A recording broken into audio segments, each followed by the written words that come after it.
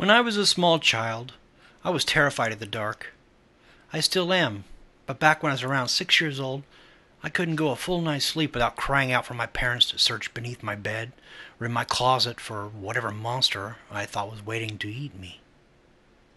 Even with a nightlight, I would still see dark shapes moving around in the corners of the room, or strange faces looking in the bedroom window. My parents would do their best to counsel me, telling me that it was just a bad dream or a trick of the light.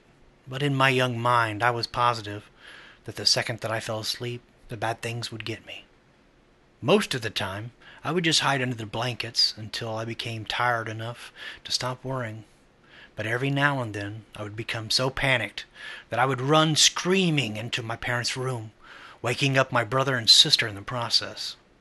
After an ordeal like that, there wasn't no one that was getting a full night's sleep's rest around me. After an ordeal like that, there wasn't no way anyone would get a full night's sleep of rest. My parents understood that it was also futile to try to argue with a 6-year-old about the existence of monsters. They had to be a little more clever than that.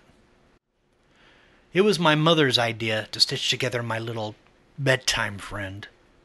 She collected a large assortment of random pieces of fabric in her sewing machine and created what I would later refer to as Mr. Ickbarr Bigelsteine, or Ick for short. Ick was a sock monster, as my mother would call him. He was made to keep me safe while I slept at night, by scaring away all the monsters. He was pretty damn creepy, I had to admit. Honestly, looking back on it all now, I was pretty impressed that my mother could think of something so eerie and creepy.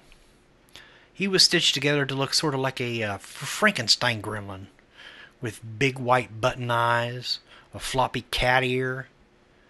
His little arms and legs were made from a pair of my sister's black and white striped socks, and the half of his face that was green was made from my brother's tall football sock. His head was described as bulbous, and for his mouth, my mom attached a piece of white fabric and sewed it in a zigzag pattern in the shape of a wide grin with sharp teeth. I loved him at once. From then on, Ickbarr never left my side, so as long as it was after dusk, of course. Ick didn't like the sun, and he would get upset if I tried to bring him to school with me. But that was okay. I only needed him at night to keep away the boogeyman, which was what he was really good at. So every night at bedtime, Ick would tell me where the monsters were hiding, and I would place him near the sections of my room closest to the spookiness. If there was something in the closet, Ick would block the door. If there was a dark creature scratching at my window, Ick would be pressed up against the glass. If there was a big hairy beast under my bed, then under the bed he went. Sometimes the monsters weren't even in my room. Sometimes they would hide in my dreams, and Ickbarr would have to come with me into my nightmares. It was fun bringing Ick into my dream world, as he and I would spend hours fighting off ghouls and demons. The best part was, in my dream, Ick could talk to me. Do you love me? More than anything, I would always tell him. One night in a dream, after I had lost my first tooth, Ick asked me for a favor. Can I have your tooth? I asked him why. It'll help me to kill the bad things. The next morning at breakfast, my mom asked me where my tooth went. From what she told me, the tooth fairy didn't find it under my pillow. When I told her that I gave it to Ickbarr, she just kind of shrugged and went back to feeding my little sister. From then on, every time I lost a tooth, I would give it to Ick. He would always thank me, of course, and tell me that he loved me. Eventually, though, I ran out of baby teeth. I was beginning to get a little too old to still be playing with dolls, so Ick just sat there on the bookshelf collecting dust, slowly fading away from my attention. Over time, the nightmares, however, became worse than ever. So bad that they began to follow me into the waking world, terrorizing every dark corner or rustle in the bushes. After one particularly bad night biking home from a friend's house where I swore a pack of rabid dogs was chasing me, I got home to find something strange waiting for me in my room. There on my bed, standing fully upright, In the soft glow of the moonlight from the window was Ickbarr. At first I just thought my eyes were playing tricks on me again. They had been all evening, so I tried to flick on the lights. Another flick of the light switch, then another, and then another. There was no change in the darkness. It was then that I started to get nervous. I backed away slowly towards the door behind me, my eyes never leaving the shape of Ick's silhouette, my hand awkwardly outstretched behind me reaching for the doorknob. I was just about to get my ass out when I heard the door slam,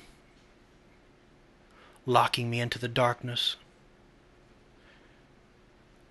In nothing but shadows and silence, I stood frozen in place, not even breathing. But after what felt like a lifetime of cold fear, I heard a familiar voice. You stopped feeding me, so why should I protect you? Protect me from what? Let me show you. I blinked once and everything changed. I wasn't in my bedroom anymore. I was somewhere else. It wasn't hell, but the comparison wasn't far off. It was some sort of forest, a horrible, nightmarish place where partial embryonic abortions hung from the canopy and the ground swarmed with carnivorous insects. A thick fog wafted through the air and then a stench of rotting meat, while lightning flashed across the night sky. In the distance I could hear the agonizing screams of something not quite human. My head throbbed like it was about to explode, the pain forcing out a river of tears. In my mind I heard his voice again. This is what your reality will become without me. I felt earth shaking, footsteps approaching fast.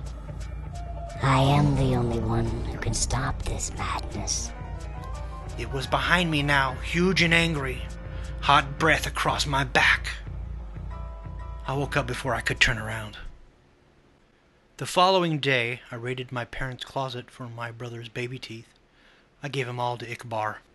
Almost immediately, the night terrors ceased, and I was more or less able to go back to my life as normal. From time to time, I would just sneak into my little sister's room and snatch what was meant for the tooth fairy, or strangle one of the neighborhood cats and try to pry out his teeth. Anything to ward off the visions. Anything from a shark-toothed necklace to a cavity-ridden molar. I also began to notice that Ick would move about my room whenever I left for any length of time, arranging my stuff and hanging additions on my curtains. He was even beginning to look more lifelike somehow. In the right light, his teeth would glisten. He was warm to the touch.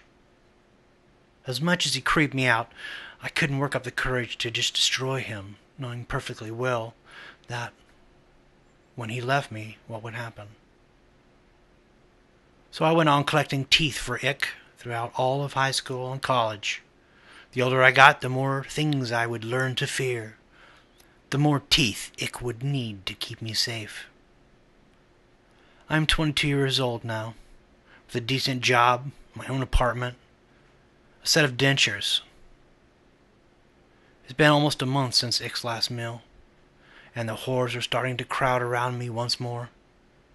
I took a detour through the parking garage after work tonight, found a man fumbling with his car keys. His teeth were stained yellow from a lifetime of cigarettes and coffee. Even still, I had to use a hammer to get out the molars. When I got back to my apartment, he was waiting for me. On the ceiling in the corner, 2 white eyes and a mouth of razors. How much do you love me? More than anything, I replied, taking off my coat. More than anything in the world.